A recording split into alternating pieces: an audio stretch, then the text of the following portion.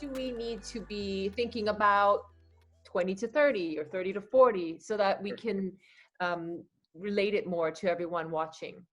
Right. Well, the very easy and the things that seem very obvious are diet, exercise, sleep. You know, it's great when you're in your 20s and 30s, like there's absolutely no reason to sleep. I mean, I used to work a 24-hour hospital shift, go out for 6 hours and go back, you know, get 2 hours sleep and I'm good. We Those could were the all do days. that. We could all do that back then.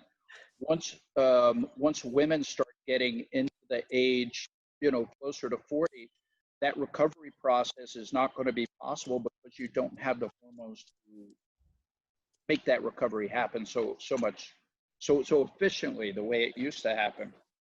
So I would say as you get more into your 30s and especially as you get into your 40s, you must focus on sleep. You must focus on removing as much sugar as possible from your diet because sugar actually raises those stress hormones.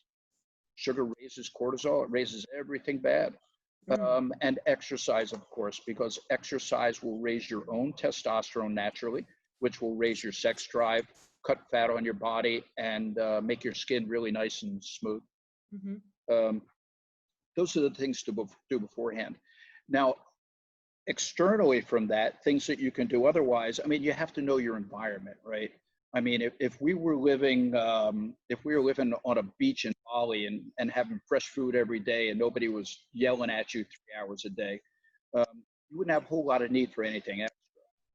If you live in Bangkok and you're breathing this air and drinking this water and dealing with traffic every day, you're going to have to do something else to supplant your health to keep your hormones healthy. So there's certain things that we recommend to people that will build your hormones naturally. One of them is very simply the medicine melatonin. Now, melatonin isn't a vitamin, it's actually a hormone. Melatonin is the building block of every hormone in your body, and that includes estrogens and progesterones and testosterone. So getting good sleep with melatonin doesn't just give you sleep, it actually helps your hormone health. All right. The other thing is vitamin D deficiencies. Now, everybody thinks Thailand is this big, bright, wonderful country where we all get so much sun, so we don't need vitamin D. But I can tell you that 60+% of the women that I see in here and in my office in Vietnam have low vitamin D levels because they go out with umbrellas, they cover up from head to toe. You know, if only your face is covered in the sun, you won't be getting enough vitamin D. And if you're spending hours a day on your computer or your phone, it just sucks the vitamin D straight out of your body. So that's another part. If you don't have enough vitamin D, you won't be able to produce good hormones. It's like having a machine, but not having the proper machinery inside it to make it run correctly.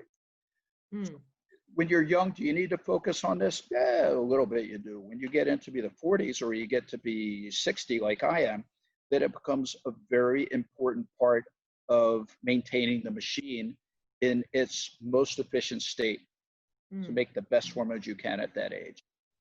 Then once you get past that, then you can talk about things you can do to boost your own hormones, which we do in many cases for women in their 40s and men, or then hormone replacement with bioidentical hormones. And that happens after you can no longer produce good hormones on your own.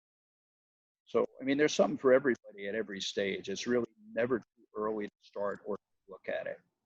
And one of the best things you can do is you can talk to your mother and ask her how old she was when she went through menopause, because that is a very, very strong predictor about when you too will go through your menopause.